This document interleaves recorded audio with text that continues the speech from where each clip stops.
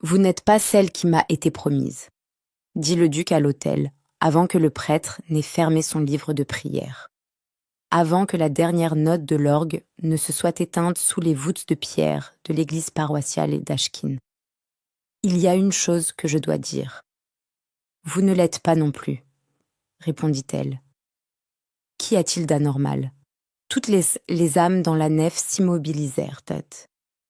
Lady Prudence Holloway, 26 ans, célibataire au-delà de tout espoir raisonnable, vêtue de soie ivoire, légèrement jaunie par les années d'attente dans une malle pour un mariage qui n'était pas censé être le sien, ne baissa pas les yeux. Elle avait été élevée pour s'attendre à une chose, elle en reçut une autre. Ce à quoi elle ne s'était pas attendue, en se tenant devant Nathaniel Ashworth, 7e duc de Camor, c'était que sa voix tremblerait, alors même que son visage restait un masque d'un calme de granit, et que sa propre réponse viendrait avec tant d'assurance d'un endroit en elle qu'elle ignorait posséder jusqu'à ce moment précis et ruineux. Le mariage avait été arrangé 11 semaines plus tôt, autour d'un porto et de notaires. Entre son père, un baron au nom ancien et au coffre vide, et l'homme d'affaires du duc, le duc lui-même étant absent de toute négociation. Prudence en avait compris les termes avec précision. Elle était la fille dont personne n'avait voulu, la vieille fille dont les 2 saisons n'avaient produit aucune offre, dont la langue acérée avait effrayé les timides, et dont la modeste dot avait effrayé les mercenaires. Le duc avait besoin d'un héritier et d'une épouse qui ne lui réclamerait rien sur le plan émotionnel. Elle avait besoin de survivre, pour elle-même, pour son père, pour conserver le toit de la maison Holloway avant que les hypothèques n'arrivent à échéance. En se détournant. Cela avait semblé, sur le papier, être un arrangement d'une parfaite et froide convenance. Elle ne s'était pas attendue à ce qu'il la regarde, au moment de lui passer l'anneau, comme si elle avait personnellement orchestré sa ruine. « Vous me pardonnerez, » dit le duc, d'une voix suffisamment basse pour que seuls les premiers bancs l'entendent, bien que chaque oreille à Ashcam se tendit vers ce son. « Si j'avoue n'être pas préparée à recevoir une mariée qui ne ressemble pas, dans le moindre détail, à la femme qui m'a été décrite, et vous me pardonnerez, votre grâce, » dit Prudence. Si j'avoue être tout aussi peu préparée à un marié qui annonce sa déception à l'hôtel plutôt qu'en privé, comme un gentleman, ou pas du tout, comme un homme sensé. Un frisson parcourut les invités, un murmure de soie et de scandale. Le prêtre, pris entre 2 personnes qui venaient chacune de faire exploser une petite bombe de précision au-dessus de son livre de prière ouvert, jeta un coup d'œil vers l'intendant du duc, comme si la situation pouvait encore être sauvée par quelqu'un en ayant l'autorité. Ce n'était pas le cas. Ce que personne dans cette église ne comprenait encore, c'était que la mariée et le marié avaient tous 2 été trompés par la même main, bien qu'aucun ne le sût encore, et que le mariage dans lequel ils se trouvaient reposait sur 2 mensonges entièrement différents, cousus ensemble par une femme qui, à cet instant précis, observait depuis le 3e banc avec une expression de chagrin serein et satisfait. Cette femme était Madame Adélia Vance, la cousine veuve du duc, gardienne des comptes de la maison de Castmore depuis ces 4 années, écoulées depuis la mort de l'ancienne duchesse, et la personne qui avait personnellement arrangé chaque détail de cette union, incluant, comme cela apparaîtrait plus tard, un portrait envoyé au duc, qui n'était pas du tout celui de Prudence, mais celui de sa cousine cadette, plus jolie et mariée depuis longtemps, Charlotte, et une description envoyée au père de Prudence, dépeignant un duc au tempérament doux et à la fortune modeste qui ne ressemblait en rien à l'homme froid et exigeant de 31 ans qui se tenait à présent rigide à la barre de l'autel. Les bans n'avaient été lus que 2 fois avant qu'une licence spéciale, obtenue par le bureau de l'archevêché à des frais considérables et non sans un certain usage du rang du duc, ne remplaça la nécessité d'une troisième lecture, un mariage privé, arrangé avec une hâte inhabituelle, pour des raisons que Prudence avait supposées, à l'époque, n'être que l'impatience ordinaire d'un homme riche, désireux de se décharger d'un devoir gênant.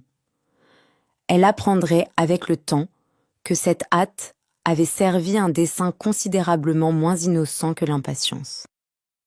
Nathaniel avait accepté d'épouser une femme dont on lui avait dit qu'elle était docile, silencieuse, reconnaissante d'être sauvée, et peu susceptible de perturber le silence ordonné de sa maison. Il s'était construit, dans l'intimité de son propre esprit, une épouse entière à partir de cette description. Une épouse qui ne lui demanderait rien, n'attendrait rien de lui, et le laisserait à la fin de chaque journée exactement aussi intact qu'il l'avait été à son commencement. Il en avait besoin. Il en avait eu besoin depuis l'âge de 9 ans, lorsque son père, le 6e duc, l'avait informé lors d'un petit déjeuner dont il se souvenait encore dans les moindres et cruels détails, qu'un caste-mort ne pleurait pas, ne désirait rien, n'avait besoin de rien ni de personne, et encore moins d'une épouse. Nathaniel l'avait cru. Il avait bâti une vie sur cette croyance. Et là, à l'hôtel, se tenait l'exact opposé de tout ce qui lui avait été promis. Une femme avec une voix pareille à une lame, tirée lentement de son fourreau. Des yeux de la couleur d'un thé fort devenu sombre et amer, et une colonne vertébrale qui ne pliait pas, même à présent, alors que 200 témoins la regardaient se faire humilier dans une église. « Devons-nous poursuivre ?» dit Prudence dans le silence qui suivit. « Ou bien, votre grâce a-t-elle l'intention de conduire le reste de notre mariage de cette façon, en m'informant devant témoins de toutes les façons dont j'ai échoué à vous plaire. » C'était, se dirait plus tard le duc, la première fois en 11 ans. Que quelqu'un lui parlait comme si son rang ne lui conférait aucun droit automatique de blesser. « Poursuivons, dit-il. Ils furent mariés dans le quart d'heure qui suivit. Aucun des deux ne sourit. Le petit déjeuner de mariage qui s'ensuivit à Camor House fut, de l'avis de tous, comme on le chuchota plus tard à travers 3 comtés, l'heure d'hospitalité la plus froide que la société londonienne ait connue depuis une décennie.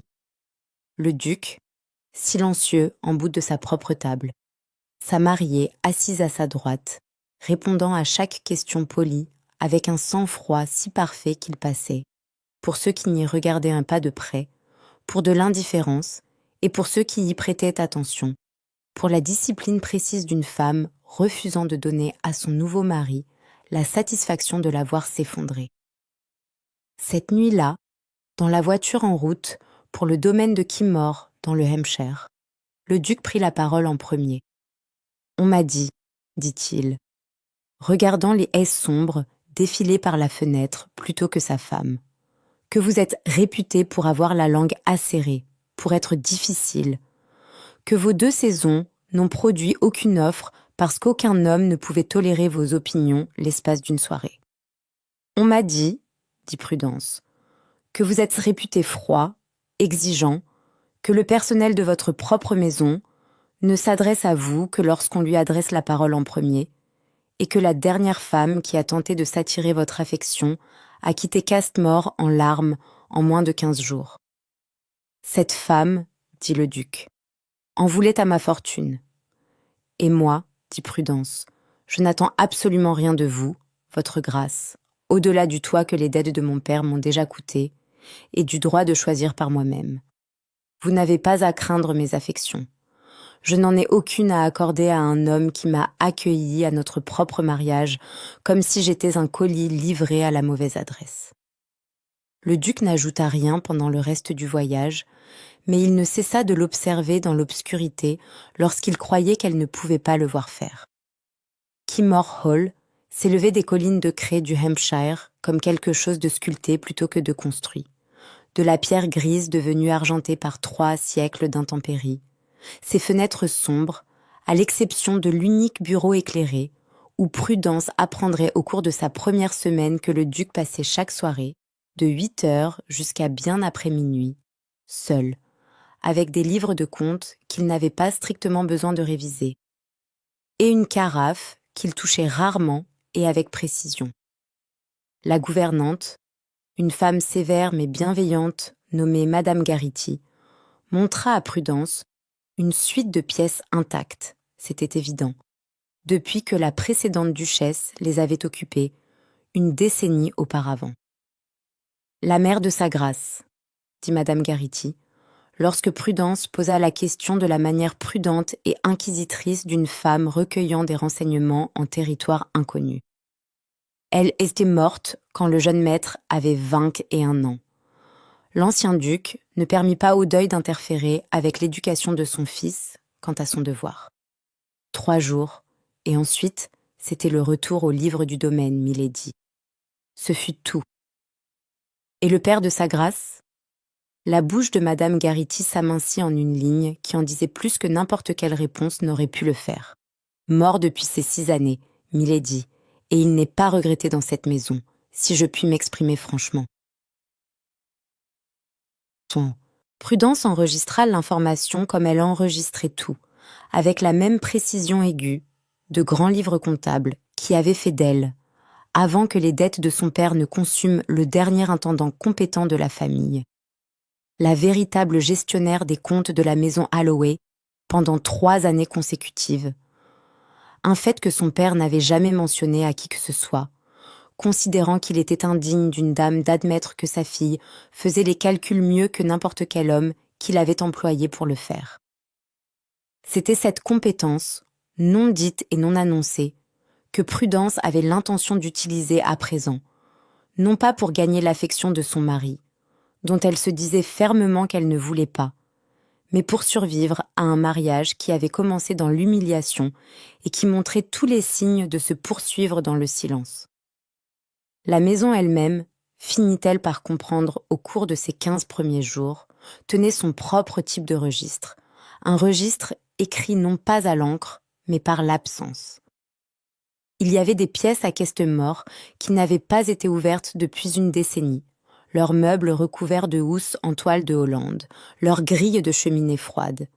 Il y avait des portraits dans la longue galerie, dont Madame Garity ne prononçait les noms des sujets qu'en murmurant. Et il y avait dans l'aile ouest une nurserie qui avait manifestement été préparée jadis et jamais utilisée. Son petit lit encore paré de draps, devenu doux et gris par manque d'usage. Prudence ne posa aucune question au sujet de la nurserie. Elle n'en avait pas besoin. Une maison racontait sa propre histoire à quiconque était assez patient pour arpenter ses couloirs les yeux ouverts.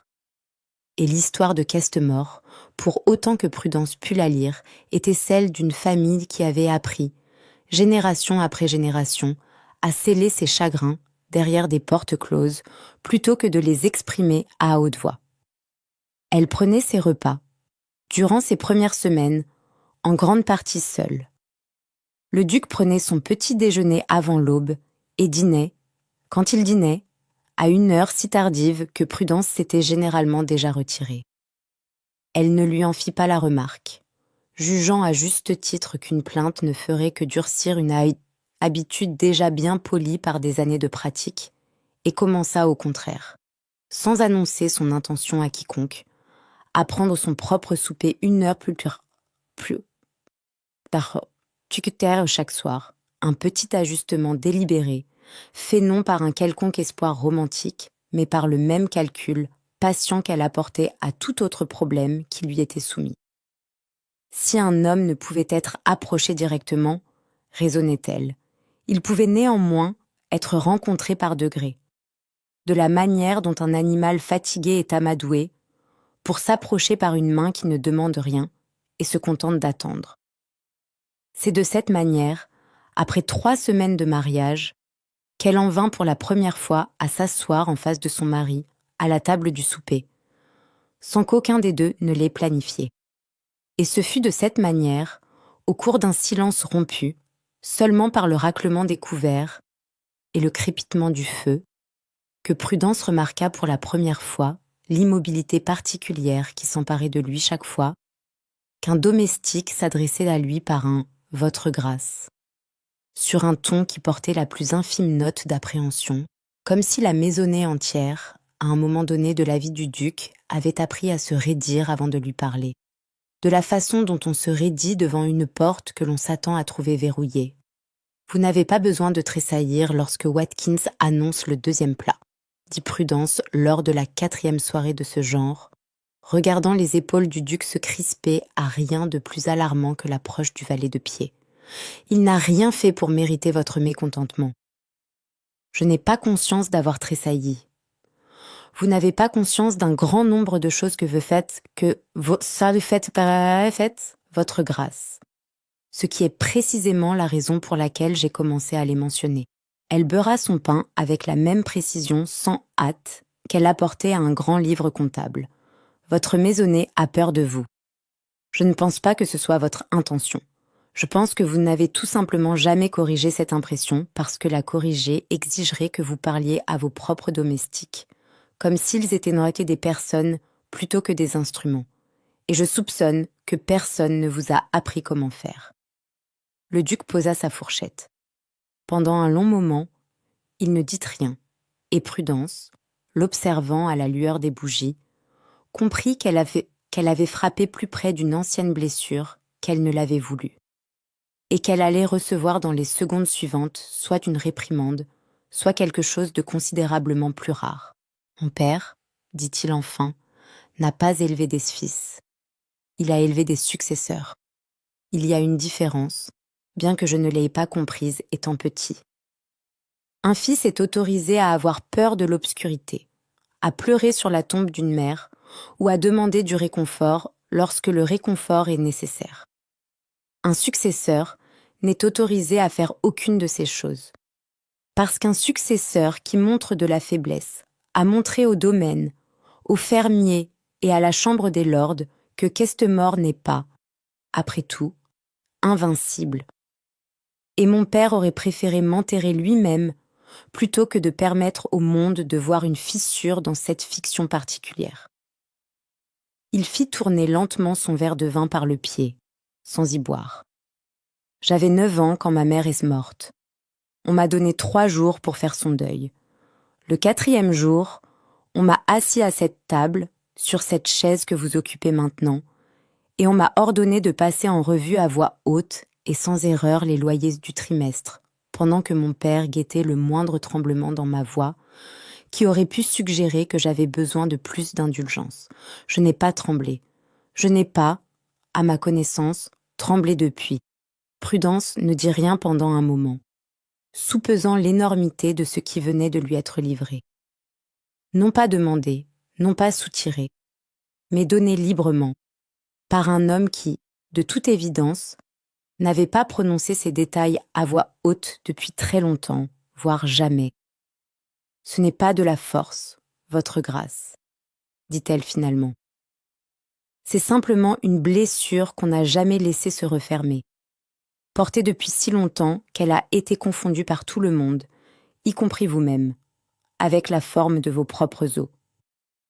Et vous, dit le duc, la voix légèrement enrouée sur les bords, êtes la première personne en 11 ans à me le dire en face plutôt que de simplement le penser dans mon dos.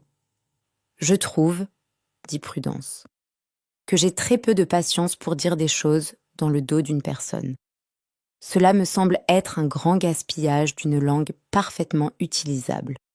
Ce fut, penserait-elle plus tard, le véritable commencement de ce que ce mariage allait devenir. Ni le mariage, ni l'humiliation à l'autel, ni même les registres qui allaient bientôt bouleverser entièrement la maisonnée.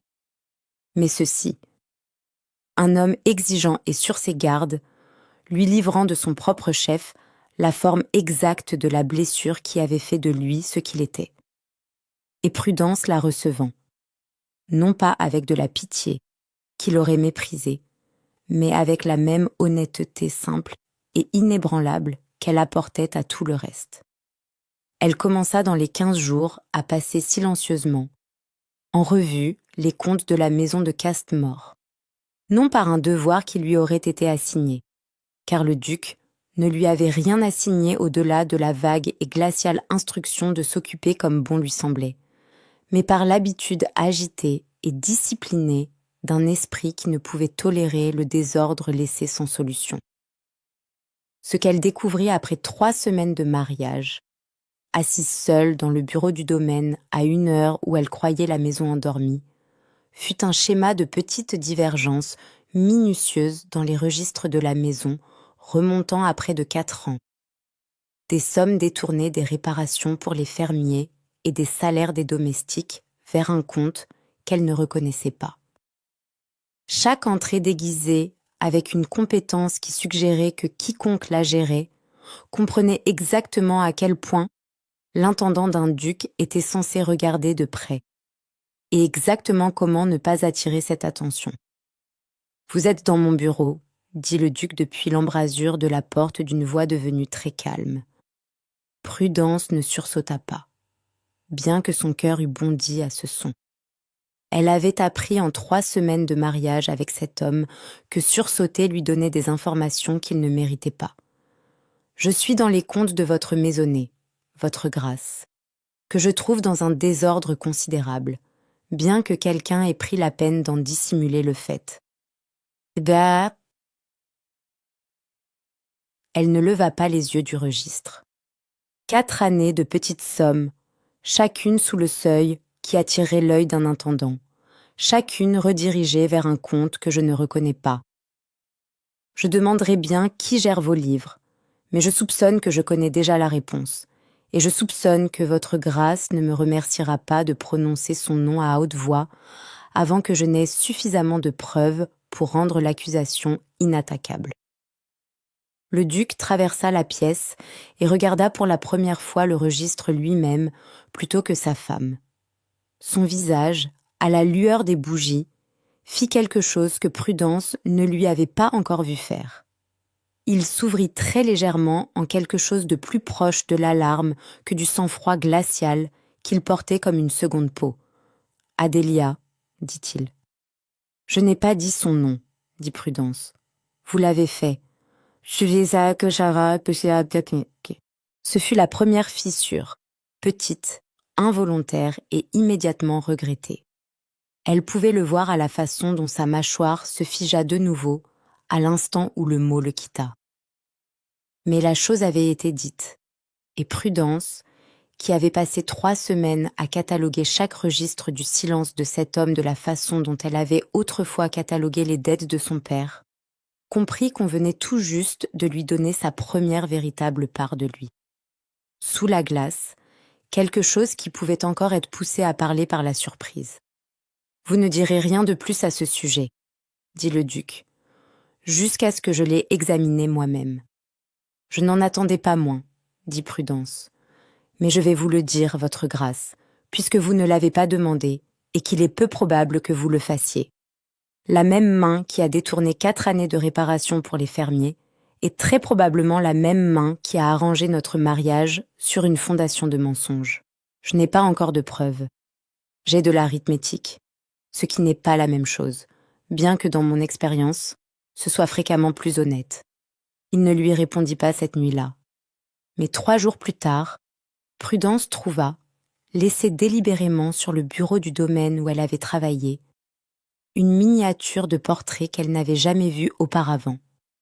Une jeune femme aux boucles dorées et au sourire doux et docile, totalement différente de Prudence à tous égards, glissée dans une lettre d'introduction adressée au duc et signée, sans méprise possible, de la main soignée de Madame Adélia Vance. « Voici, » dit une fois de plus le duc depuis l'embrasure de la porte, ayant apparemment pris l'habitude de la trouver dans son bureau comme une chose naturelle désormais, plutôt que comme une intrusion, celle qu'on m'avait dit que j'épousais. La lettre de ma cousine décrivait une jeune femme au tempérament doux, aux attentes modestes, et sans opinion digne d'être mentionnée. Elle a joint ce portrait comme preuve de la convenance de la jeune femme. Je n'ai pas pensé à remettre en question un portrait dont ma propre cousine jurait qu'il était fidèle. Et on m'a dit calmement Prudence, que je devais épouser un duc d'une disposition douce, à la fortune modeste, et ayant une préférence pour la vie tranquille à la campagne. Un homme, selon ce qu'assurait la lettre de mon père, qui ne ferait aucune demande déraisonnable à une épouse ayant passé la fleur de l'âge et reconnaissante d'être sauvée. Je l'avoue, votre grâce, j'ai rencontré peu de descriptions moins fidèles que celle qui m'a été donnée de vous. Pendant un long moment, aucun ne parla. Puis, de façon inattendue, le coin de la bouche du duc bougea. Pas tout à fait un sourire, mais son lointain cousin, le premier que Prudence eût vu depuis le mariage. « On nous a vendus à tous les deux, dit-il. Une fiction. » Il semblerait que oui. À quelle fin, je me le demande, ma cousine inventerait-elle un portrait entièrement faux, et votre père inventerait-il un duc entièrement faux, simplement pour nous voir mariés l'un à l'autre? C'était une question que Prudence retournait dans son esprit depuis une quinzaine de jours. Et elle y répondit maintenant avec la même précision qu'elle apportait à une colonne de chiffres. Parce qu'un mariage arrangé selon des détails véridiques aurait pu être examiné par les notaires des deux familles avec le soin approprié. Un mariage arrangé sur des mensonges flatteurs, en revanche, serait signé rapidement, par soulagement et par gratitude, avant que l'une ou l'autre des parties ne songeât à regarder de près les contrats ou les comptes, ou à chercher qui précisément tirerait profit de la célébration de l'union sans délai. Elle ferma le registre devant elle avec un bruit doux et définitif. Je crois, votre grâce, que quelqu'un avait besoin que ce mariage se fasse rapidement et avait besoin que nous soyons tous deux trop reconnaissants ou trop humiliés pour regarder les comptes avant que ce ne soit déjà fait. Le duc garda le silence pendant un long moment, et lorsqu'il reprit la parole, sa voix avait perdu un peu de son fer habituel. Mon père avait coutume de dire qu'un casse-mort n'a besoin de personne. J'ai passé 11 ans à lui prouver qu'il avait raison, à un coût considérable pour quiconque était assez fou pour s'approcher de moi. J'avoue que je ne sais que faire d'une épouse qui résout la fraude de ma maisonnée avant même que je n'ai fini d'être en colère contre elle pour le fait d'exister. Vous pourriez commencer, dit Prudence, par être en colère contre la bonne personne. Il faillit rire. C'était, pensa-t-elle, le son le plus étrange qu'elle eût entendu jusqu'ici dans cette maison. Ni fort, ni long, mais entièrement dépourvu d'exercice, comme une porte qui s'ouvre sur des gonds devenus raides par des années d'inutilisation. La preuve vint dans le mois, minutieuse et complète.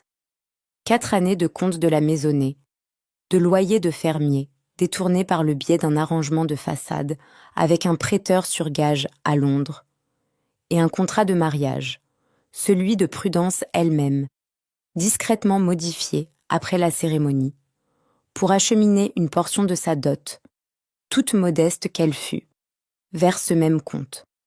Madame Vance, apparut-il, avait passé 4 ans à détourner systématiquement des fonds du domaine qu'elle gérait, et avait orchestré ce mariage spécifiquement parce qu'un duc marié à une vieille fille prétendument reconnaissante et insignifiante était un duc dont les livres de comptes resteraient non examinés par une épouse n'ayant ni l'éducation ni la stature pour les remettre en question. Précisément l'épouse qu'Adélia lui avait promise, et précisément l'épouse que Prudence n'avait jamais été. Elle n'avait pas prévu, dit le duc, debout, au-dessus du registre final, Prudence à ses côtés dans le bureau du domaine, la lumière des bougies projetant de longues ombres sur 4 années de vol minutieux mises à nu à l'encre noire.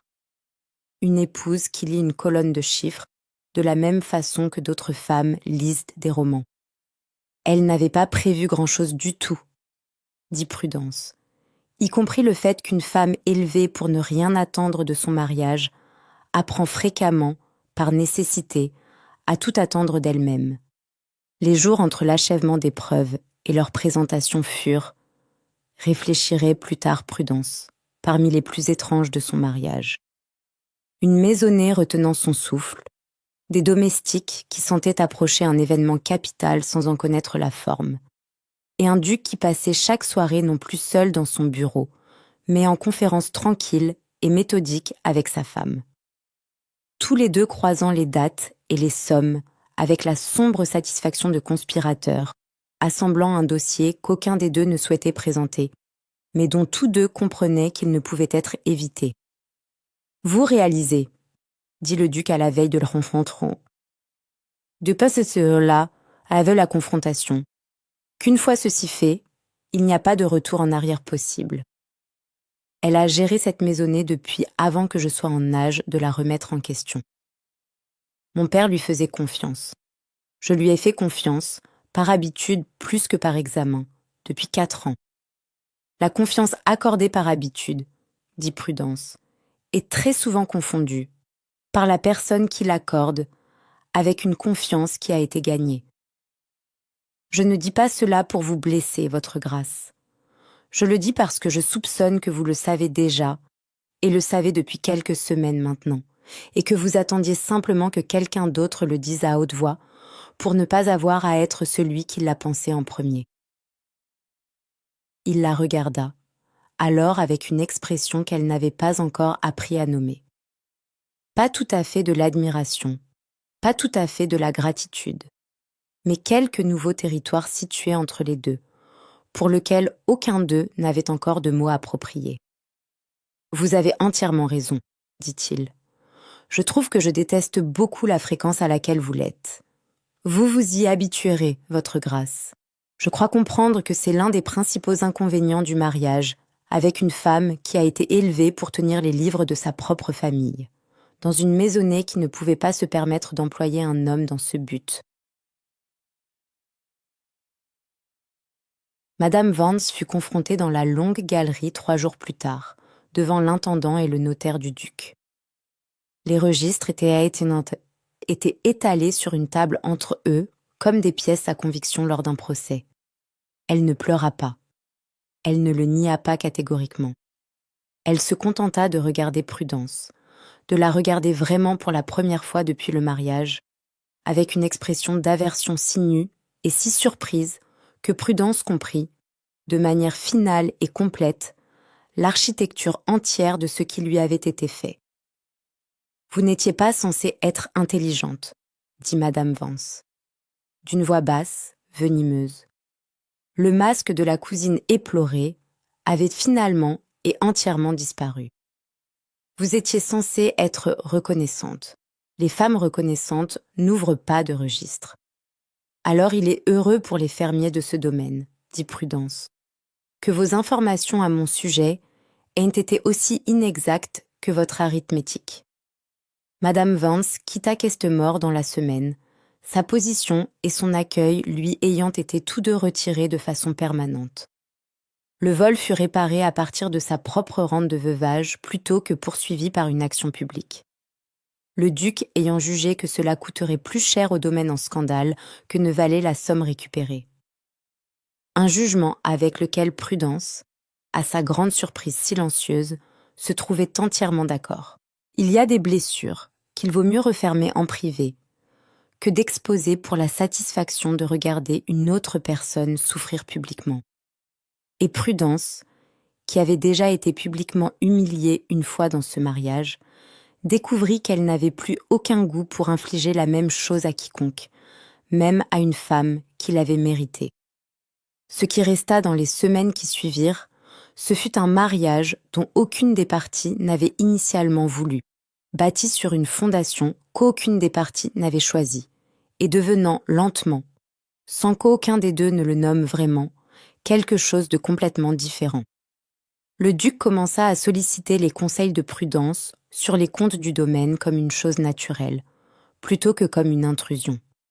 Prudence commença à trouver le soir que la lumière dans le bureau ne ressemblait pas à un exil, mais à une invitation, et que l'homme silencieux derrière le bureau était devenu, quelque part en l'espace de 2 mois, considérablement moins silencieux en sa compagnie particulière, à défaut de l'être en celle des autres. Les fermiers se le remarquèrent les premiers quarts, comme le font généralement les fermiers, étant plus proches de la vérité sur le terrain d'un domaine que n'importe quel salon de Londres. Des réparations longtemps différées furent soudainement entreprises. des chaumières qui avaient passé 2 hivers sans couverture de chaume adéquate, se virent faire réparer moins de 15 jours après, que la nouvelle duchesse se fut promenée dans la ferme du domaine, l'intendant à ses côtés, posant des questions que personne n'avait pensé lui poser, et inscrivant les réponses dans un petit carnet en cuir, qu'elle transportait partout, comme si tout le bien-être de Kimor pouvait être assuré par une arithmétique suffisamment minutieuse. Madame Garity, qui avait observé 3 décennies des chagrins privés de la famille depuis les quartiers des domestiques, fit remarquer à la cuisinière un soir qu'elle n'avait pas entendu les pas de sa grâce sur la galerie résonner d'une manière aussi légère depuis l'époque précédant la mort de l'ancien duc. Et la cuisinière, qui avait ses propres théories au sujet de la nouvelle duchesse, concéda que peut-être certains mariages mal arrangés parvenaient tout de même, par quelque grâce que ni l'une ni l'autre des parties n'avait négociée, à bien se terminer. Prudence, pour sa part, se surprit à guetter de petits changements chez son mari, de la même façon qu'elle avait autrefois guetté les colonnes de chiffres à la recherche d'une anomalie, non par soupçon à présent, mais par une fin qu'elle était lente à nommer, même pour elle-même. Le matin où il complimenta, de son propre chef, la manière dont elle avait réorganisé les registres des fermiers. Le soir où il s'enquit, sans y être invité, de la santé de son père, et s'arrangea, sans qu'elle le demandât, pour qu'un médecin d'une réelle compétence s'occupe du vieux baron aux frais de Kimor. La nuit, au cœur de novembre, lorsqu'arriva une lettre portant la nouvelle que Madame Vance avait tenté, depuis sa situation réduite à Bath, de répandre le bruit parmi leurs connaissances communes que le mariage du duc était une humiliation qui lui avait été imposée. Et le duc, la lisant près du feu, avait ri, réellement ri, et jeté la lettre dans les flammes sans qu'une lueur de l'ancien sang-froid glacial ne vienne troubler son visage. « Elle croit encore, dit-il, que je me considère humilié par vous. Et que vous considérez-vous, votre grâce ? Considérablement amélioré, dit-il, bien que je vous demanderai de ne pas le répéter à mes fermiers. J'ai une réputation de sévérité à maintenir, et je crois comprendre qu'elle terrifie le nouveau garçon d'écurie de la façon la plus satisfaisante. C'était la chose la plus proche d'une tendresse ouverte qu'il se fût permise jusqu'à présent, et Prudence, la reconnaissant comme le cadeau qu'elle était, ne le pressa pas davantage ce soir-là. Comprenant désormais qu'un homme qui avait passé 11 années à s'emmurer dans le silence avait besoin que son dégel lui soit livré par degrés prudents et mesurés. De la même façon que le givre libère un carreau de fenêtre, non pas tout d'un coup, mais vitre par vitre, chacune laissant entrer un peu plus de lumière que la précédente. « Vous n'avez pas épousé la femme qui vous avait été promise, » lui dit Prudence. Un soir de la fin de l'automne, tous les deux assis de chaque côté du feu dans le bureau du domaine, les registres enfin fermés, les affaires de la journée enfin terminées. « Non, » convint le duc. « J'ai épousé une femme qui a exposé la fraude de ma cousine dans le mois suivant son arrivée, dans une maison qu'elle n'avait jamais vue, corrigé 4 années de négligence de mon intendant sans qu'on le lui demande, et qui, à mon souvenir, ne m'a pas une seule fois demandé quoi que ce soit d'autre que la vérité. »« Et vous, dit Prudence, n'étiez pas non plus le duc qui m'avait été promis. On m'avait dit que vous ne m'imposeriez aucune exigence. Je découvre au contraire que vous exigez beaucoup. De l'honnêteté, de la précision, mon entière attention chaque soir dans ce bureau sur des comptes qui sont, je le note, considérablement plus intéressants qu'aucun des romans qui m'étaient permis quand j'étais jeune fille. Est-ce une plainte ? C'est une observation, dit Prudence, qu'aucun de nous n'a reçu ce qui lui avait été promis, et que je me retrouve, contre toute intention avec laquelle j'étais arrivée, plutôt reconnaissante de cette substitution.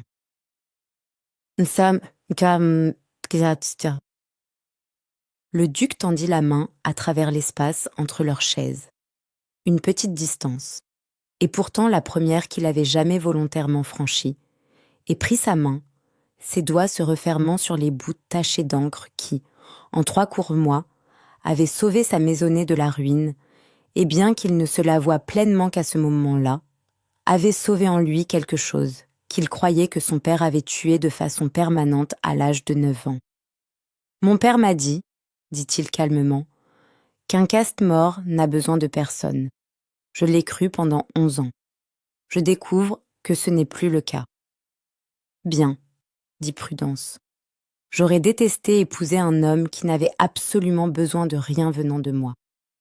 Cela aurait donné des soirées très fastidieuses. » Il rit alors pleinement, sans être sur ses gardes, le son résonnant bizarrement dans un bureau qui n'avait pas abrité de vrai rire depuis plus d'une décennie.